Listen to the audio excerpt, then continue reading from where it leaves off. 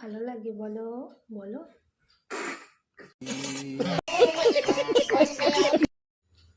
Hi friends, দেখো আমি আমার বান্ধবীর বাড়িতে চলে এসেছি। ও অনেকক্ষণ থেকে আমাকে ফোন করছিল যে কিছু একটা বানাচ্ছে আর তাড়াতাড়ি হয়, তো আমার আসতে অনেকটা দেরি হয়ে গেছে। এখনও রান্নাঘরে আমার জন্য কিছু একটা বানাচ্ছে, আমি সেটা বুঝতে পারলাম। আর কাকিমা বললেও রান্নাঘরেই রয়েছে।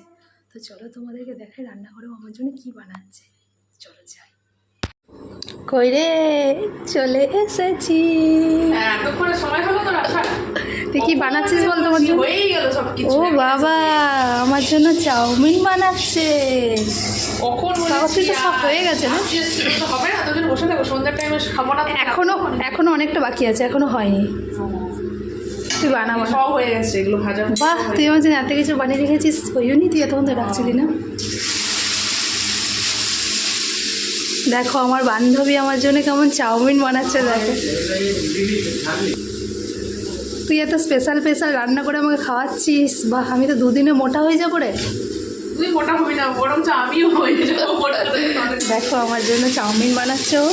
আর আমি এখন আসতে একটু দেরি হয়ে গেছে। ওর অনেক কিছু রেডিও করা হয়ে গেছে, এই যে সব রেডি হয়ে গেছে। কী করে বানালি যা দেখতেই পেলাম না রে, একটু শিখতাম। তোকে আর শিখতে হবে না, তুই তো শিখেই আছিস। আমার কাছে আমি অত ভালো রাঁধুনি নই। আমি এসে দাঁড়িয়ে আছি আর ও আমার জন্য চাউমিন বানাচ্ছে। আমি যে কখন থেকে ওকে ফোন করছি, আয় আয় করছি, ও বলছে আসছি আমি ভাবিনি যে তুই আমার জন্য চাউমিন বানাচ্ছিস বা কিছু। ও আমাকে বলেনি, বলতে হবে আমি কি বানাচ্ছি না। ও শুধু আমাকে বললো কি তোর জন্য আমি কিছু বানাচ্ছি, তুই তাড়াতাড়ি আয় স্পেশাল কিছু। আমি বললাম ভাব দিচ্ছে হয়তো এমনি প্রতিদিন ডাকে এরকম করে, আজকেও মনে ওরকম কিছু বলছে। তা সত্যি আমি ভাবিনি যে আমার জন্য চাউমিন বানাচ্ছে। এই যে তা ভাবলি কেন? তুই যে আমার জন্য চাউমিন বানাচ্ছিস, আমি এতেই হ্যাপি হয়ে গেছি, অনেক অনেক খুশি।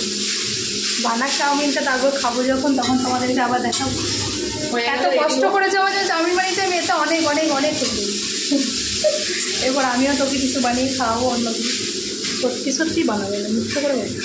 ও তাই আবার কষ্ট করে কি রান্না করছে। এরকম বান্ধবী একটা করে থাকা ভালো। মাঝে মাঝে প্রায় কিছু কিছু বানাবি, আমি এসে এসে খেয়ে যাবো, টেস্ট করে যাবো কেমন। আসতে হবে খেতে হলে, তাই না? ওই ফোনের বাইরে ও ফোনের ওই পারে বসে বললে তো হবে না যে খাবো খাওয়া, এরকম তো বললে হবে না। আমাকে যে লাগছে সামনের দিকে দেখা, এরকম দেখা আমাকে আরো বেশি মোটা লাগে। না না, এটা সামনে থেকে দেখাচ্ছি না। চলো বান্ধবী আমার চাউমিনটা বানিয়ে। আমি ফোনে দিয়ে দেখাতে দেখাতে আমার কাজটাই উল্টোপাল্টা হয়ে যাচ্ছে। না না, উল্টো পাল্টা নুন দিতে ভুলে যাস না। নুন দিয়েছি। যাই হোক, ও রান্নাটা করুক, চাউমিনটা বানানো হোক, তারপরে আবার দুজন মিলে আসছি। চাউমিনটা রেডি হয়ে যায়, তারপরে আবার দেখাচ্ছি কেমন হয়েছে, মানে কেমন এই দেখো চলে এসেছে আমার বান্ধবী আমার জন্য চাউমিন নিয়ে। ওরে কি বানিয়েছিস রে, এই দেখো কত সুন্দর চাউমিনটা বানিয়েছে। দেখো দাদা, একটু তুই এত সুন্দর চাউমিনটা বানিয়েছিস সেটাকে দেখো। এই দেখো চাউমিন সাজানো হয়ে গেছে, এখন আমরা দুজন মিলে এখানে বসে বসে এখন খাবো। এই দেখো, এই দেখো ও আগেই বসে। রিভিউটা দিবি, আর নুনটা কিন্তু টেস্ট করতে ওকে দিয়েছি, কম বেশি হলে আমার কোনো দোষ নেই। ও বলেছে ঠিক আছে। আমি দারুণ হয়েছে, দারুণ দারুণ, দেখেই বোঝা যাচ্ছে কত সুন্দর হয়েছে। দেখো খেয়ে বলবি। যে আমরা চাউমিন খেতে বসে পড়েছি, এই করতে করতে ওরা ভিডিও বানানোর চক্কর করতে করতে না ঠান্ডা হয়ে গেল চাউমিনটা। না না, ঠান্ডা হলো, যা টেস্টি টেস্টি হয়েছে না, দারুণ হয়েছে। খেয়ে বল, না খেয়ে বলিস না। বল আমি আগেই টেস্ট করে নিয়েছি, আমাকে প্রথমেই টেস্ট করা করিয়েছে, তখনই ভালো হয়ে গেছে, দারুণ। বল। অসাধারণ হয়েছে, অসাধারণ। একটু বেশি বেশি বলছিস না তো, বানি বানি বলছিস না? ভালো মানে শিখিয়ে দিয়েছি আমি তোকে। ওর হাতে রান্না খেয়ে শ্বশুরবাড়ির লোক না পাগল হয়ে যাবে একদম। তাহলে তো বিয়ে করবে না। ওরকম না, সিরিয়াস বললাম এই কথাটা।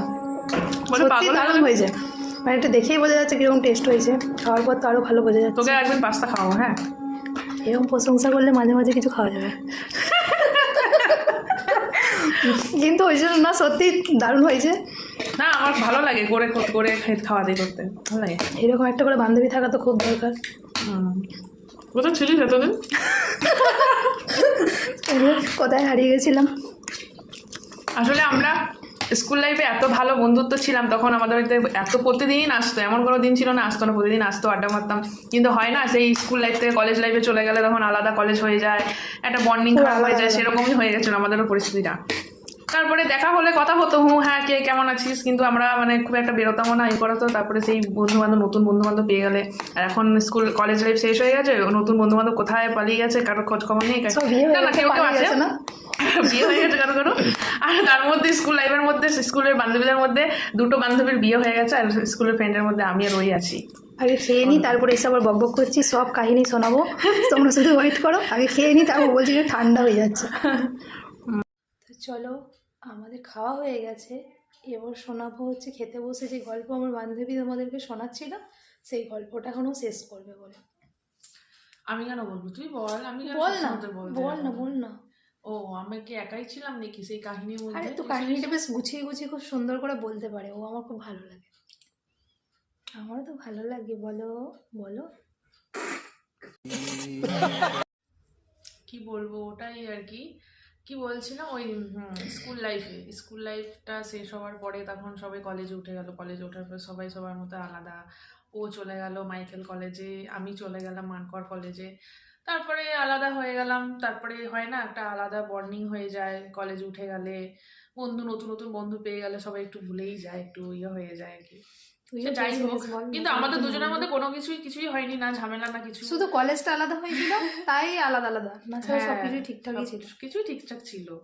মানে আসা নতুন যাওয়াটা বন্ধু বন্ধ বান্ধব হয়ে পেয়ে গেলে গেছিল। হয় না, নতুন বন্ধু বান্ধব পেয়ে গেছি, শুধু আসা যাওয়াটা বন্ধ হয়ে গেছে। হ্যাঁ, কিন্তু সবকিছুই ছিল, যোগাযোগ ছিল, কথাবার্তা সবই ছিল, দেখা হতো, সবই হতো, কিন্তু মানে মধ্যখান থেকে মাতুনিটা আমাদের শেষ হয়ে গেছে। মানে যে ভালো যে বন্ধুত্ব বন্ডিংটা ছিল ওটা আর নেই, ওটা ছিল না মাঝখানে।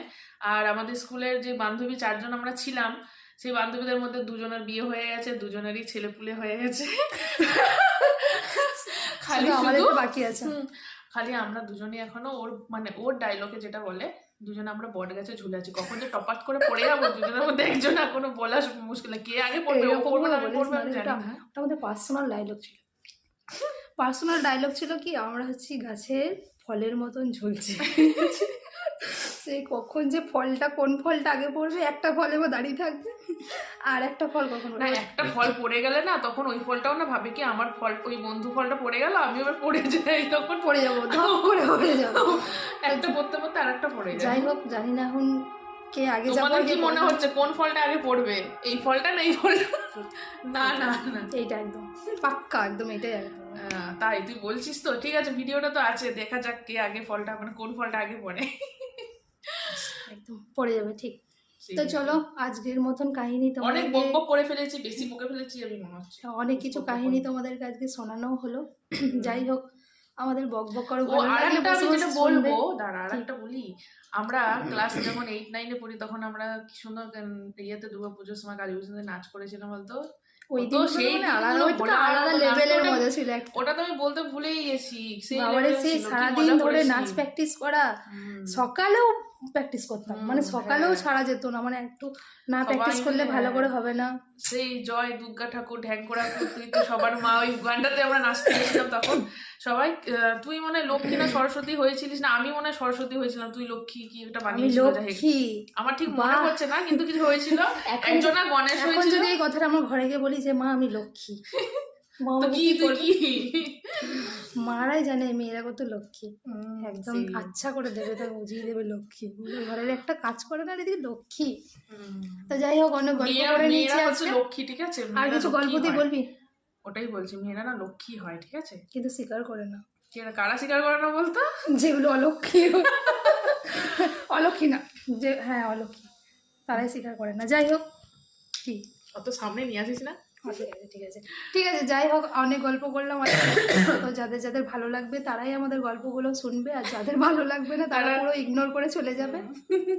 আমাদের একটু মজা লাগলো, মজা করলাম, অনেক মজা হলো। তো চলো, যদি তোমাদের ভিডিওটা ভালো লাগে, এগুলো স্মৃতি হিসেবে থেকেই যাবে, একদমই তাই। যখন আমাদের বিয়ে হয়ে যাবে তখন মানে সবাই কে কোথায় যাবো সেটা আমাদের কেউ মানে জানে না, আমি জানি না, ও জানে, কিন্তু এটা তখন এই ভিডিওগুলো দেখে আমাদের টাইম পে করবো, যখন ভালো লাগবে যাবে আমাদের, যখন ছেলে মেয়ে হবে তখন আমাদের থাক চুপ করে এবারে। যাই হোক, ভিডিওটা যদি তোমাদের ভালো লাগে তোমরা তাড়াতাড়ি করে লাইক কমেন্ট করে আর একটু শেয়ার করে দেবে, ওকে আর বেশি বলতে দেওয়া যাবে না। তো চলো, টাটা।